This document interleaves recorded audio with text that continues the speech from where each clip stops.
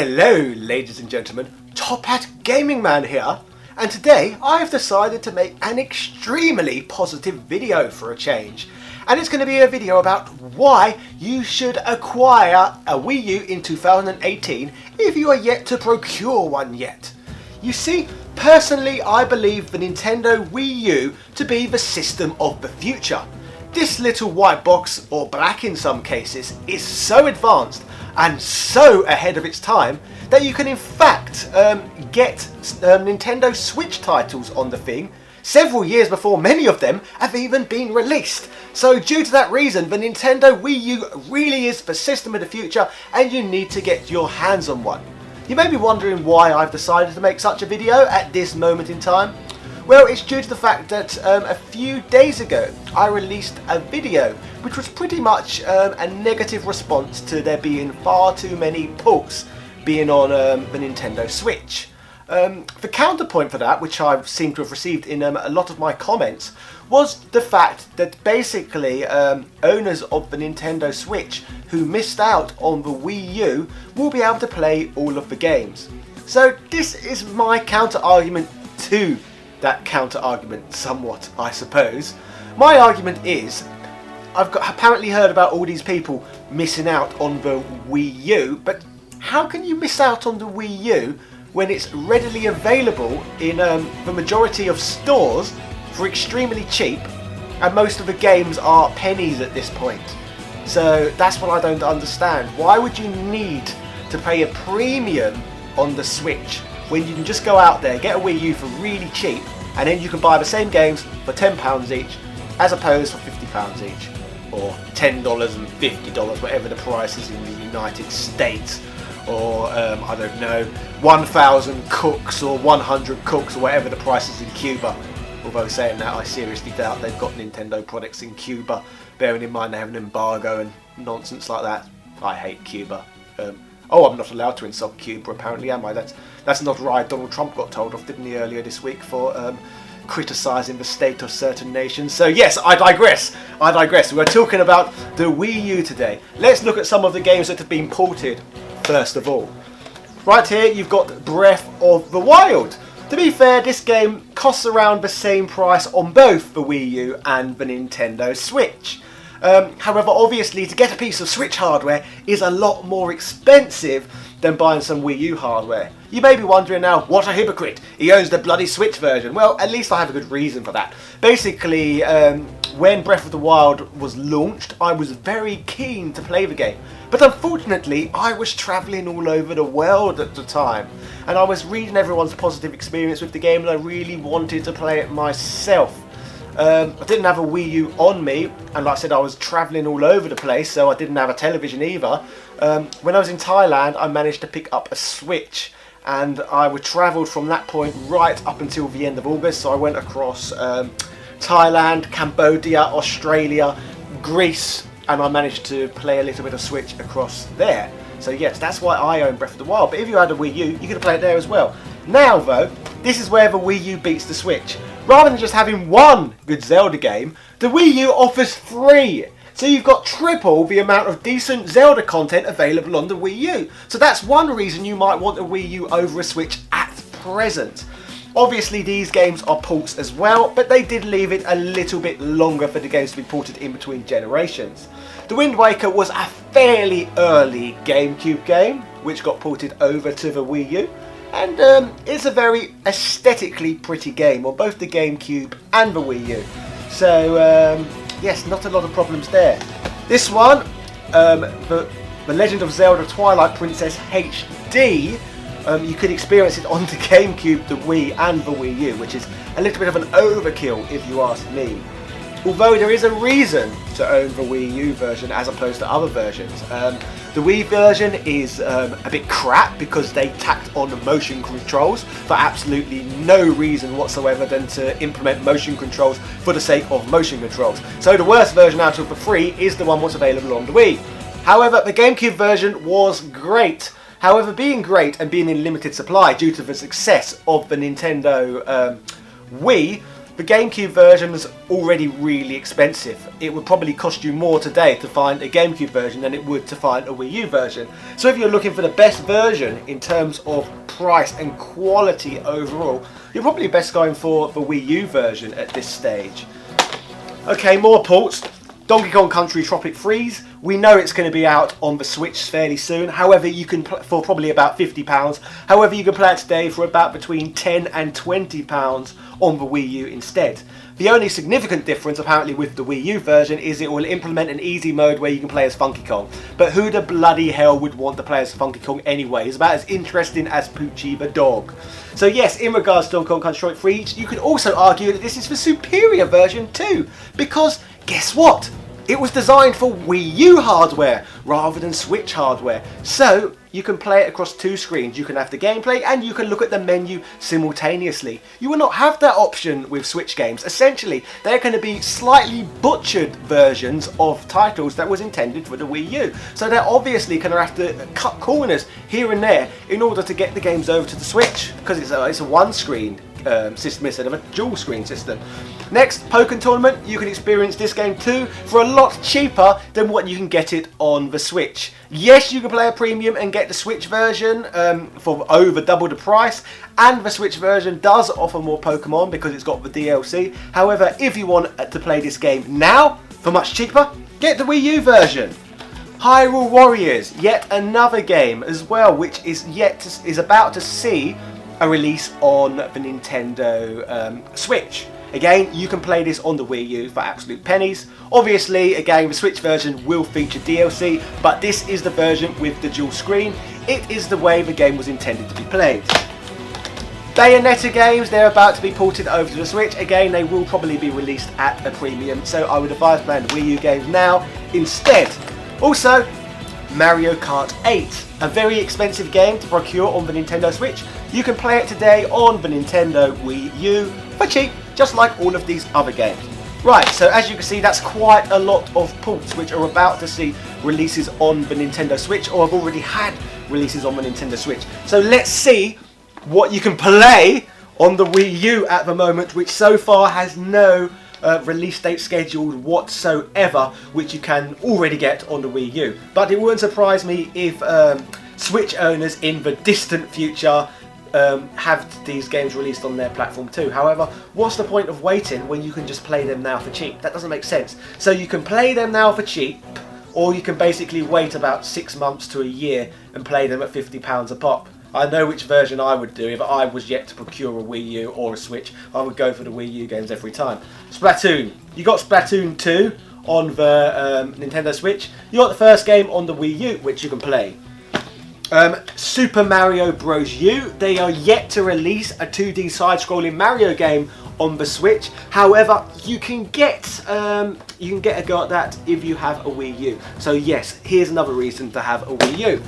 Super Mario 3D World, an absolutely fantastic, underrated game in my opinion. Personally, this is only personally, I had a lot more fun with this game than I did with Mario Odyssey. It just struck more of a chord with me. I found Mario Odyssey to be basically you'd wander around these big empty spaces collecting a lot of bloody stars. This game seems a lot more streamlined to me, and I just had more fun with it in general. I really enjoyed the last level, which I believe to be Champions Road. I probably had to try that level about 1,000 times before I could beat it, but wow, was it satisfying to complete that level. Super Mario 3D World, love the game, love the music, and it is arguably, possibly, the game to play on the Wii U at this stage when you bear in mind what else has been ported over to the Switch already in terms of exclusivity. Pikmin 3, again, there is no Pikmin game on the Wii U yet. Pikmin 3 is arguably the best Pikmin game of the bunch, so get a Wii U to play Pikmin 3. Paper Mario Color Splash, a bit of a controversial one here because it's certainly not one of the better Paper Mario games. However, we haven't got a Paper Mario game on the Switch yet, so if you want to play a newer Paper Mario game, this game was released in 2016, just 2 years ago. If you want to experience this, the Wii U is the only way to play it. Super Smash Bros. Wii U. The game what people were screeching about watching this Nintendo Direct Mini, what is yet to receive a port. However, let's be honest, it's going to receive a port very shortly. but it will be a port which you have to pay £50 to play. So why not just get it on the Wii U and pay about £15? Make a lot more sense, wouldn't it? You would avoid falling into the trap of becoming an idiotic, moronic corporate slave that way, wouldn't you? Yoshi's Woolly World. I believe there's due to be a Yoshi's Epic Yarn game to be released on the Switch later. So yes, Yoshi's Woolly World will certainly remain a Wii U exclusive. So another reason to play the Wii U. Toad's Treasure Tracker. An absolutely amazing, pretty unique experience. I can't say I've played anything quite like this one. Probably again one of my favourite Wii U games. It's a bit like a Mario game, but they kind of mix the rules up. So basically imagine if there was a Mario game where you couldn't jump, I suppose. So yes, Mario's dynamics completely changed if you was to remove his jumping mechanics. So it kind of plays like a Mario game if there was no ability to jump. So it becomes more puzzle based, I suppose. It's a bit isometric, I suppose, as well. So it's kind of like, you know, that Batman game on the ZX Spectrum, or Head Over Heels on the Spectrum as well, or later Monster Max on the Game Boy. It kind of feels like if you brought a game like that into, what year did it come out again? 2015, I suppose. Great game. Tokyo Mirage Sessions, again a JRPG, which is apparently pretty good. I'll be honest with you, I have not got round to playing this one yet. I keep intending to do so. However, the weeby nature of it keeps putting me off. However, I know that's a stupid reason not to play it, so I have full intention to play it soon. Let me know in the comment section if you have played Tokyo Mirage Sessions and what you make of it. But from all I hear, it's a good game. Xenoblade Chronicles X. They've just released Xenoblade Chronicles 2 on the Nintendo Switch, and looking at other YouTubers and around the information superhighway overall, it's kind of getting mixed reactions. Personally, I absolutely love Xenoblade 2. I've been really enjoying it, and it's personally my favourite game on the Nintendo Switch so far. However, there is also an exclusive Xenoblade game, Xenoblade X, on the Wii U. Amusingly, graphically, this game looks far superior to its Switch counterpart. However, for me personally, I prefer the gameplay in Xenoblade 2. However, if you like these sort of large JRPGs, then Xenoblade Chronicles X is certainly worth a play at the very least. Next, Star Fox Zero, another controversial one.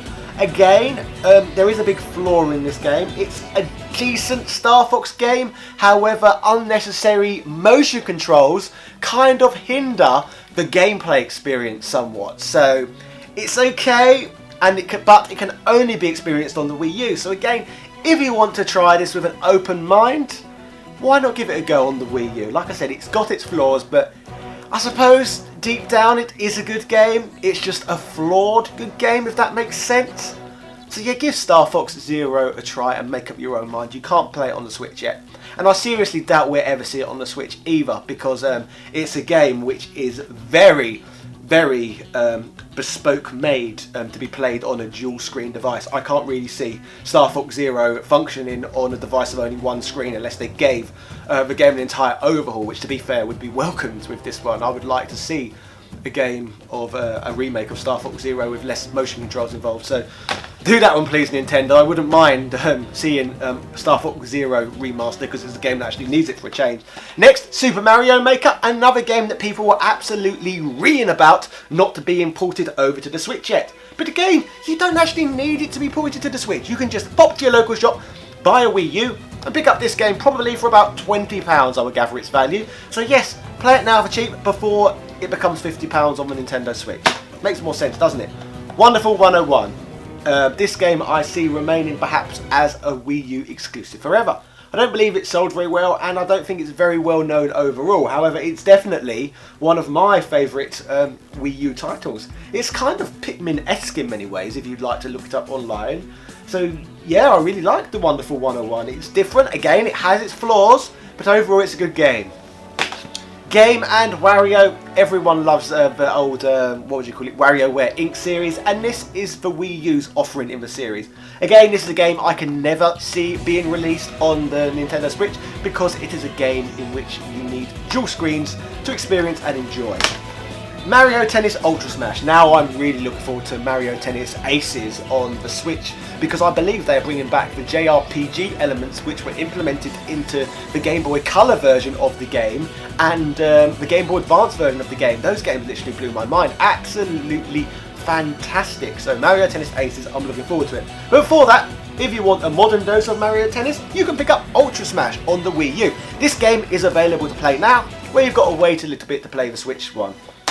Also, quite a rare Wii U game, New Super Mario Bros. U, is pretty much an expansion pack of somewhat for New Super Mario Bros. U, but released as a standalone title. This game's quite expensive because not many people wanted to buy it at the time. However, you can buy both New Super Mario Bros. U and Super Luigi Bros. U on one disc, which is a lot cheaper than owning a standalone version, which is kind of ironic. So that's a lot of reasons I've just showed you why you need to get a Wii U now. But you may also know that not that many Wii U units were sold overall. So bearing in mind looking at economics and the rise and fall and rise in prices of previous Nintendo products, it's pretty clear and obvious that Wii U games, give it a decade from now, they're going to be worth an absolute fortune. So I seriously suggest you stock up now and enjoy these titles before it becomes too late and you're paying, what, like £150 to experience Xenoblade X, for example, or other games they choose not to re-release on the Nintendo Switch. So that's one of the reasons you need to get it now. You need to purchase a Wii U before it's too late. Secondly, you can clearly see there is far much more content available to enjoy on the Nintendo Switch than on the Wii U. And bearing in mind some of the library crosses over in many places, the Wii U versions of the games are cheaper, and more importantly, they play in the way they were designed to be played. Many of them play using dual screen mechanics. Obviously, the Switch versions of the game are going to be butchered and condensed into games where you only have one screen rather than the two. So yes, looking at that as well, going back to pricing, look at the Sega Saturn, for example. That was a system many people in the West turned their noses up at the time. But now, if you want to get involved with the Saturn, everyone can clearly see there's a lot of great games to be experienced on the Saturn. But if you want to experience those games, you've got to pay a fortune. And the GameCube seems to be going in that direction as well. And the GameCube is pretty common overall. So bearing in mind that the GameCube is quite common, but a lot of people want it simply because it's a Nintendo product, it's pretty obvious to see that the Wii U is going to be expensive in terms of rarity, like Saturn games, and expensive in terms of, what would be the other word? The amount of people who want to play it, like the GameCube. The Wii U would be like that too. So it's, in my opinion, if you forecast the future of the Wii U economically and its library of games, it's going to be a bloody expensive system to procure games for down the line. So, in my opinion, the Wii U is a lot better system for playing games on than the Switch so far in 2018. I know we probably will get a paradigm shift down the line where the Switch is definitely a better system than the Wii U, but at the moment the Wii U wins. So get yourself a bloody Wii U now, before it's too late. Cheerio! Born in London in '86, a stachio gent named Richard Parliament. He loves to wrestle, but he loves one more thing: handhelds round the world. He fights in his comments and he argues with fans. It's a problem no one understands. If there's two things he loves, it's getting at handhelds round the world. Drinking fine wine, fighting fanboys, handhelds round the world. Top Hat Gaming Man.